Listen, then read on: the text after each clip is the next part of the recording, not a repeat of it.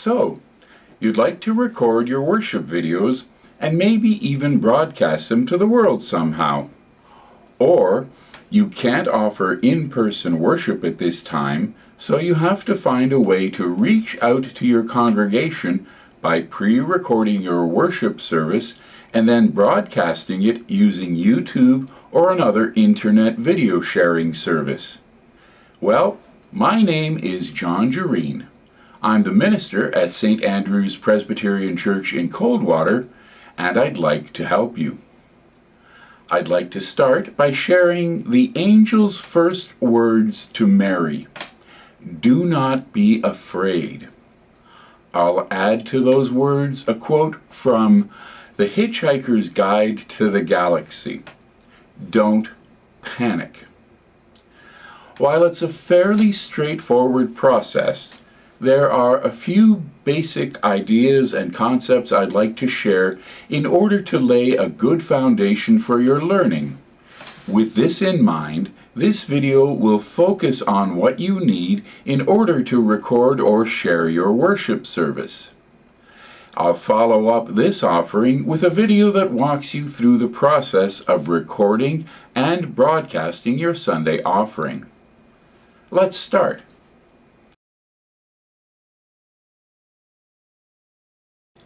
Making a worship video isn't that difficult. With the technology available today, recording sights and sounds is a pretty simple process that doesn't require fancy equipment or specialized skills. All you need is a bit of hardware, content, and a good location, and you too can make a video of your worship service that will get your message across clearly and effectively. You have two basic choices for sharing your worship service: a live broadcast of the service as you conduct it, or recording it and then sharing it at a later time. The advantage of a live broadcast or live streaming is that it's simpler to do and provides the virtual congregation with a sense of belonging and immediacy. Seeing fellow worshipers in the sanctuary or worship space along with the various liturgists, and being addressed personally, even if remotely, is almost as good as being there in person. The problem with live streaming is that it can all fall apart if your internet fails or isn't very good quality. The other downside is that any and all errors, boo-boos, or mistakes will be seen by all. Of course, those foul-ups are part of real life, so it's not a huge issue, but those gaffes are still being broadcast to a much wider congregation, so it's something to keep in mind if you're a perfectionist or easily embarrassed. Recording your worship service and then sharing it later has the advantage of allowing you to edit the offering. The long wait before worship begins or ends can be trimmed from the video. Titles can be added, and if the minister uses PowerPoint slides or videos, they can be inserted into the recording so that they are clearer and more readily understood. Editing also allows you to adjust the sound levels during the worship service. This is an important consideration for a quality, useful recording. The human ear and brain are amazing sound processing devices. They make adjustments to the sounds they hear automatically without our noticing it. Video and audio capture devices are not nearly as capable, which means that what a human hears during worship can sound very different from what a camera records. In my particular situation, this means that the praise team and any singing is much louder than the speaking portions of worship. The congregation and participants don't notice these differences, as their minds automatically compensate for them. What the camera does, however, is not as kind. It cannot make the same adjustments a human can, which means that the sound levels have to be adjusted during editing. This is one of the big advantages of recording worship. The finished product can be adjusted, enhanced, or corrected in a leisurely way. Once the video has been edited appropriately, it can be uploaded, transferred onto an appropriate website like YouTube or Vimeo via the internet, and shared even further. Note that live streaming and recording are not mutually exclusive. Worship can be broadcast to a virtual congregation while it's being recorded, and then uploaded to YouTube or other websites for even more people to become worshipers from the convenience of their own homes. Whatever path is right for you, whether it's live streaming or recording and sharing later, both are effective means of spreading the good news far and wide. There is one more option with recording the worship service: a custom-tailored recording without the congregation present. When my congregation and many others could no longer worship in person due to the social gathering distancing limitations imposed by the COVID-19 pandemic, we recorded our worship service during the week and then uploaded it on Sunday morning. This process took a few days and the involvement of various people. A musician recorded the music and vocals, volunteers recorded scripture readings, and I filled in the rest. The different video recordings were then stitched together, and graphics such as slides and titles were added during the editing process. The result was a much smoother and more seamless product that offered much more consistent sound and lighting than possible during live worship. The downside, of course, is that there was no personal human connection possible when recording my message or prayers. Nevertheless, this is an excellent option for worship when physical distancing is required, or if your internet or equipment can't manage live streaming. Whichever option you choose, live streaming worship, recording, editing, and then uploading the worship service, or recording a worship service independent of a live congregation, then editing it and uploading it when your regular Sunday service would take place, you're spreading God's good news, and that's a great thing. Don't worry, you can do it.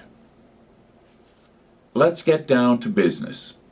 There are 3 basic elements that go into making any kind of video: hardware, location, content. Let's start with what might be the most daunting aspect of making videos: the hardware or equipment you'll need. First of all, you'll need a camera or some sort of recording device. Secondly, you'll want a good quality tripod. Finally, you'll need a computer or some kind of handheld device like an iPad. One quick note before we look at each type of hardware. I'm assuming that you will want to spend as little money as possible, which is a reasonable desire. However, remember that scrimping too much will not only reduce the quality of your video, but also make things harder in the long run. With that in mind, I'll start by talking about tripods. A tripod is a rather simple device. It holds the camera or recording device in a fixed position so that the video will be steady and easier to watch. Because the tripod is the base of operations, it should be a hefty piece of equipment. I mean that literally. A tripod should be rather heavy because the mass keeps it from being jarred should you bump into it, or if you have to make an adjustment to the camera position or settings. Camera tripods are usually very light, sometimes even lighter than the device mounted upon them. A lightweight tripod is fine if you're going hiking, but terrible for steady use in a controlled environment. The other thing about cheap tripods is that the various controls are usually inaccurate and hard to tighten properly. The combination of lightweight and poor controls often results in a device that can be easily shaken or knocked over, as well as moving when you're trying to adjust the camera position. A heavier, higher quality tripod will not only be more stable, it will be smoother and more comfortable to set up and use. Think of it as the solid foundation Jesus talked about. If you build your video upon a rock-solid tripod, you'll end up with a much better result and a much better experience when filming your offering to God. The next device, the camera, offers many more options. There are 4 basic choices: a camcorder or digital camera, a webcam, a computer or handheld device with a camera, a cell phone. Now, let me share a little secret with you. If you are on an absolutely tight budget, then all you really need is a cell phone with a good quality camera and an excellent tripod. At the absolutely fundamentally basic level, a cell phone mounted securely on a proper tripod is all that you need to record and even broadcast a worship service. That's because today's cell phones have everything needed to record and broadcast videos. Their built-in cameras are remarkably sophisticated. They can connect to the internet via Wi-Fi or cellular data, and many apps on the cell phone are designed specifically to share live video with the world. If you have a tight budget, a cell phone is an excellent and relatively easy option. The downside of using a cell phone is that they aren't quite as versatile as using a proper camera. Cell phones have more limited options for zooming in or out, that is, getting closer or further from your subject, without physically moving the camera. Also, the sound quality can suffer if you're recording from a distance, and not all cell phones handle low light situations well. They're a good option on a very tight budget, but not ideal in all situations. A camcorder or digital camera is an excellent option for making high-quality recordings of your worship service. These are standalone devices that require no external hardware to do their job. They have a lens that points to the action you want to record and a screen that lets you see the product you're creating. They also have all of the controls for focusing, zooming, and making adjustments to the recording ready to hand. Many also have built-in Wi-Fi connectivity, which means that, like a cell phone, they can be a one-device way to record and stream your worship video. A camcorder is specifically designed for making video recordings. The lenses in particular are customized for optimal performance in recording moving pictures, as are the settings for light and sound. Camcorders will also record for as long as you need, the only limit being the size of the memory available on the device. This type of camera has enough memory on board to film about 2 hours of high-quality video that can be expanded to more than double the length of time. A digital camera is almost as good as a camcorder, with a couple of limitations. First off, many digital cameras limit how long you can record to about 20 minutes. That's usually a setting you can't change, no matter how much memory is in the device. Secondly, the lenses aren't optimized for motion picture recording, so they're not quite as versatile as camcorders. How do you decide between a digital camera or a camcorder? Well, for me, it's rather simple. Choose the device that is designed for what you want to do. Digital cameras are primarily designed to take still pictures, while camcorders are designed to record moving pictures. Since I'm talking about recording a worship service, then a camcorder is the option for me. Of course, we have still another choice in terms of recording device, and that's the webcam.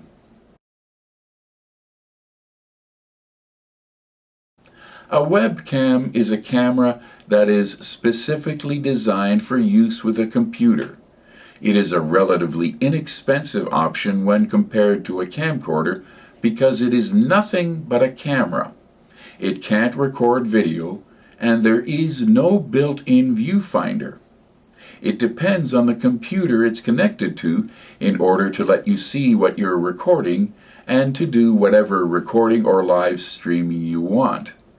The great advantage to these devices is that you can get a lot for your money.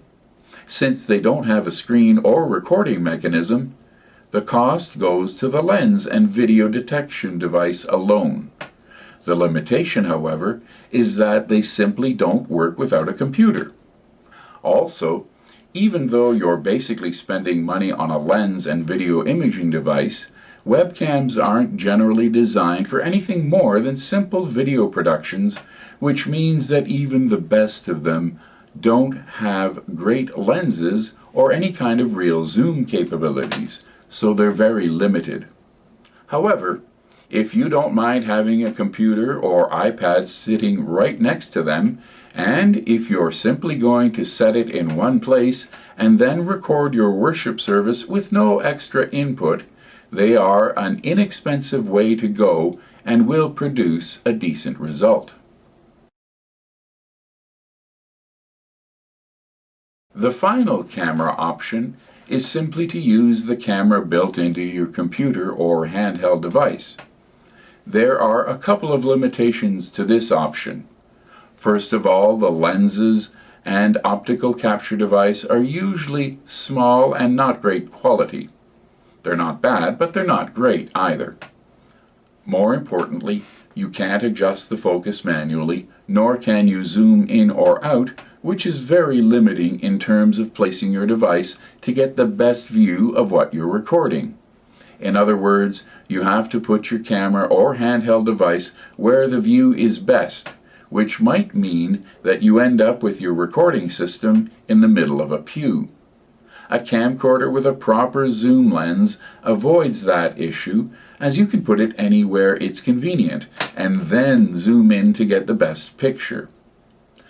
The other nuisance with using a computer or handheld device is that they're much harder to connect to a tripod, and especially in the case of a laptop, once they're mounted, the controls are harder and much more awkward to access and use.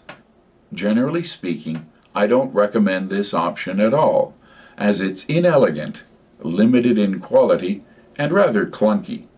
However, if you have virtually no budget and that's your only option, it is a viable one. Whew, that's a lot of information. So let me summarize things camera related.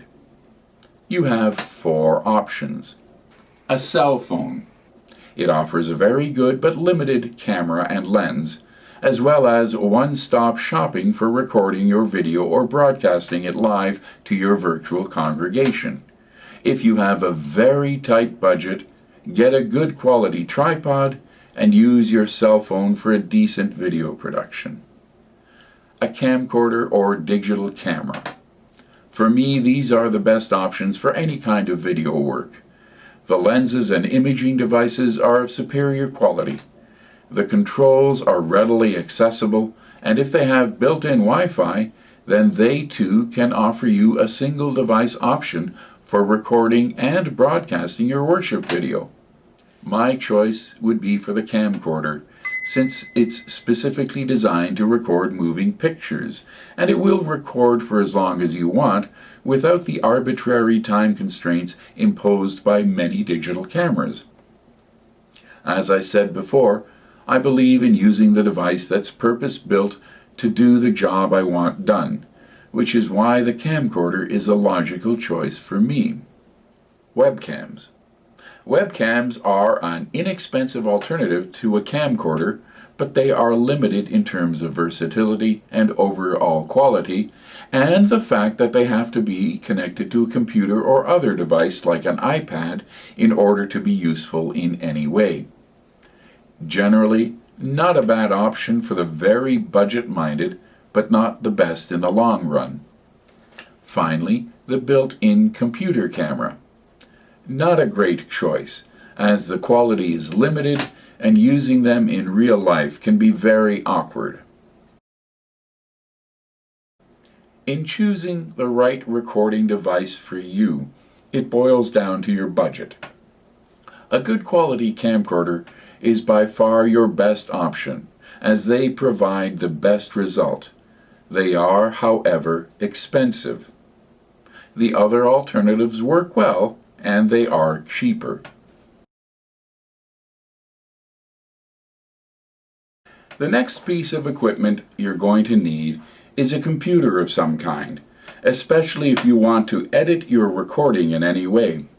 Editing means adding things like images or titles to your final product, or trimming away mistakes, idle moments like the beginning or end of the recording, or combining different video segments in order to provide a more interesting viewing experience.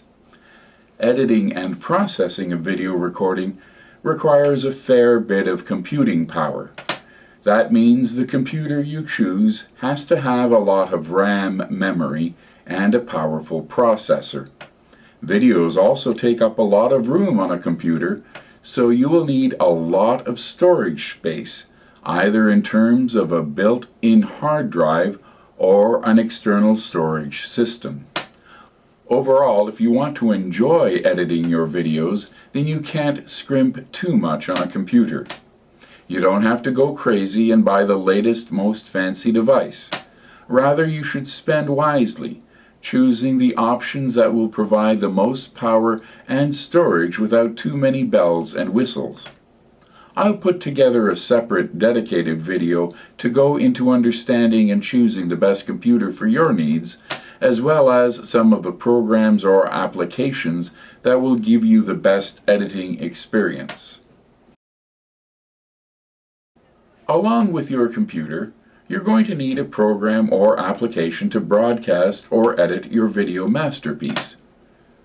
For live streaming, all you need is Facebook or YouTube. Both offer a live option that will connect you beyond the sanctuary or worship space. Facebook has the advantage of letting you target your virtual congregation, reaching out to a specific group or individuals that wish to worship with you. YouTube goes the opposite way. It's less discriminating in the audience it offers, which means that you may have a far wider reach than what's offered by Facebook. It all depends on your priorities. Whichever option you choose, you can be assured that they make it very easy to go live with your worship service. If you're recording your liturgy, then you will need software that will transfer the information from your camcorder or cell phone and then edit it. Mac and iPad users have Movie, a powerful, fairly easy to use program. Windows users have Movie Maker to meet their video editing needs. It's probably a bit easier to use than the Mac offering, but it's not quite as versatile. If you're looking for a slightly more powerful option with room to grow, then VideoPad Video Editor is a good choice. You do have to pay for it, but it's a very good product and it's available for either Mac or Windows users. I'll be providing a tutorial to get you started in video editing at a later date. The final piece of the puzzle is the internet connection. If you're going to live stream or broadcast your worship service, you need a good, fast, and stable internet connection. This is not the place to save money arbitrarily, as it will only lead to a poor experience for your online worshipers. Think of it as painting a masterpiece on paper towels. Sure, the paper was cheap, but the finished product will look awful, no matter how good the artist might be. If at all possible, try to get a cable feed rather than a phone-based internet provider. It provides the best value in terms of speed and stability. The downside to cable is that it can be expensive to install. If that's the case in your application, then get the best DSL connection you can afford. It's a worthwhile investment.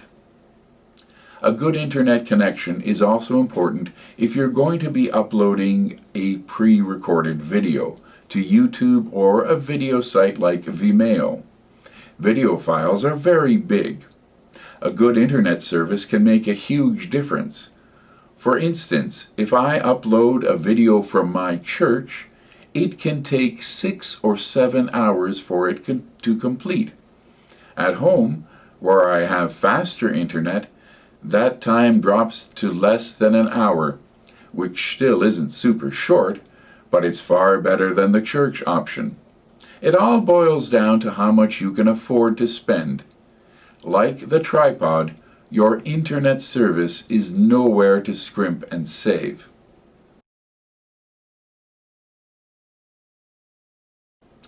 Okay, that's it for hardware.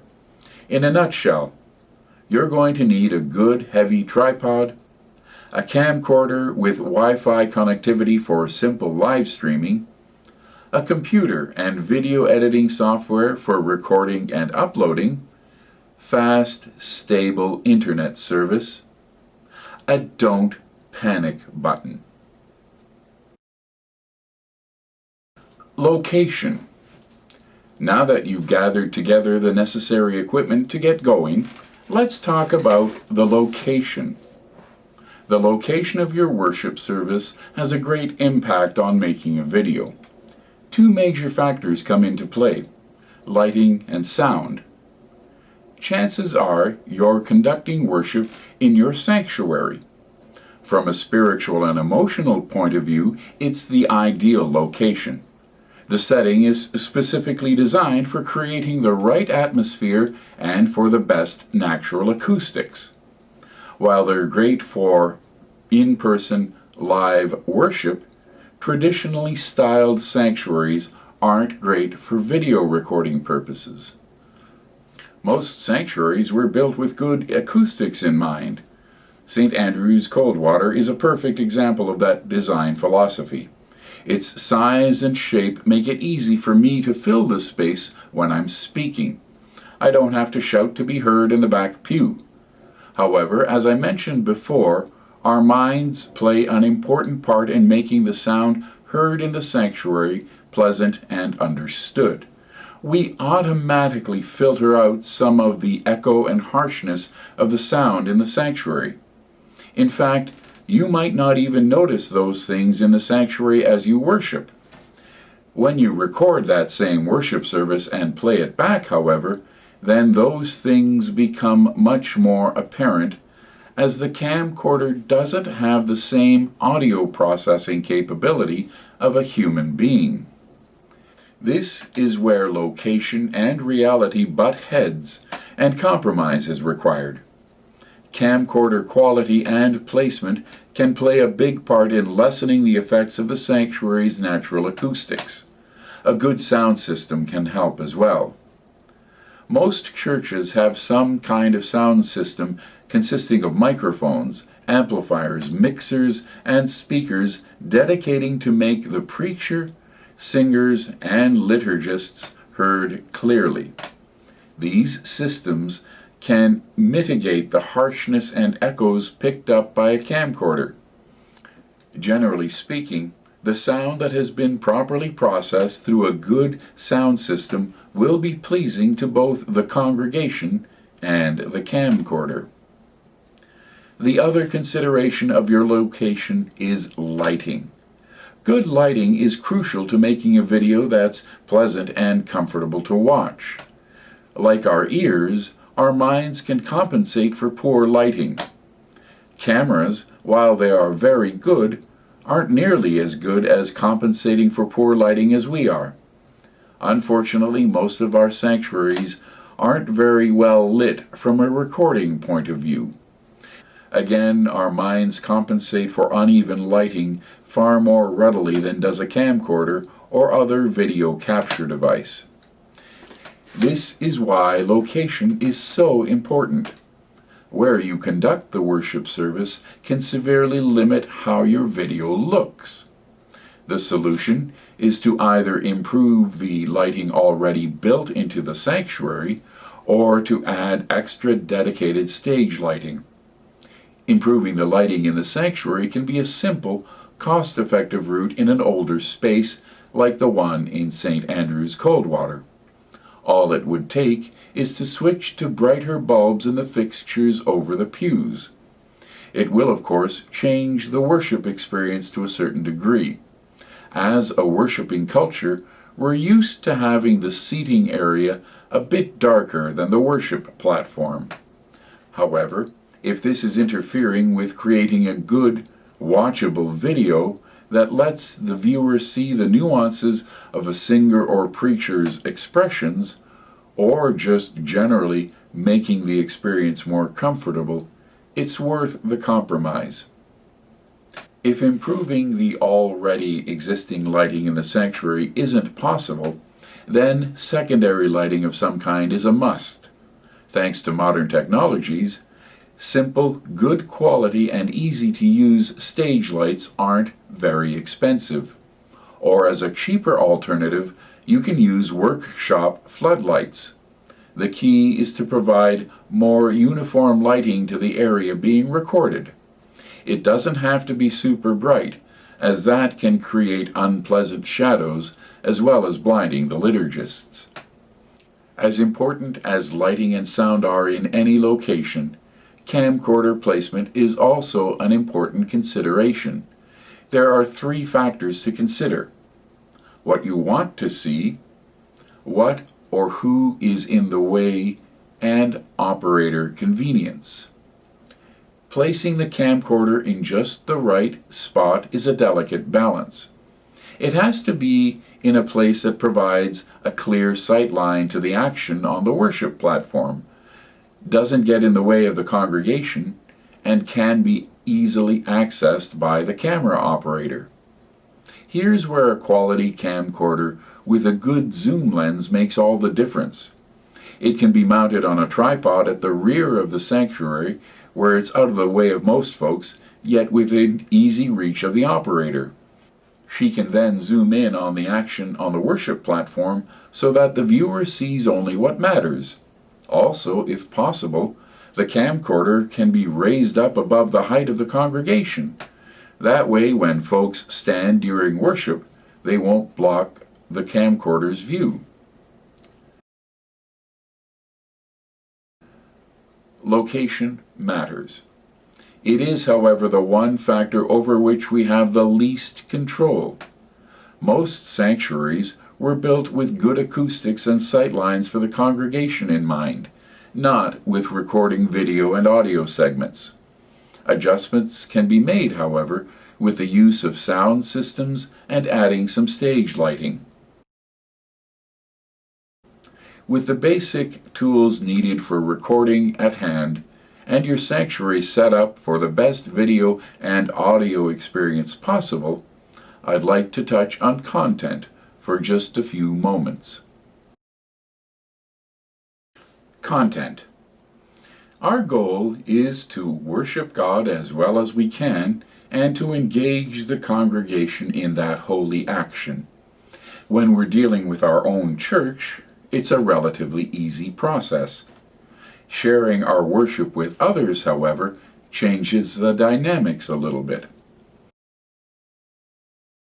The biggest change comes in the way we address the folks in the pews, because they are no longer just the regulars that have always been coming to worship. Live streaming or providing a recording of the worship service offers a much wider reach and far more diverse virtual congregation. I might be conducting worship from Coldwater, Ontario, but that offering might well reach around the world. With this much broader and diverse virtual congregation, many of the things we take for granted within our own context are not all relevant. When the preacher makes a reference that most members of their flock all understand, but anyone beyond their church does not, they are excluding the virtual viewers. The virtual viewers have no clue about that inside joke, reference to a situation, or specific individual, so a vital point of the preacher's message might be lost to the viewers who are not part of that congregation. Everyone gathered in the pews may know all of the tunes used in worship, but the folks gathered virtually might not. That means that the musicians can't simply play a part of the tune and expect everyone to catch on. Playing through the whole song once before singing it will help others catch on more quickly. The congregation might want to hear all of the announcements read from the bulletin, but the virtual congregation probably doesn't. While the content of the announcements might be interesting to the members of the congregation, chances are that they are not for the remote viewers, so shortening the announcements is a good idea. Content should be accessible to all, which means avoiding inside jokes or concepts that worshipers joining from beyond your setting may not understand. Playing through worship songs once before they're sung helps people connect with them more quickly. Lengthy announcements that aren't relative to virtual viewers don't need to be shared during the regular worship service.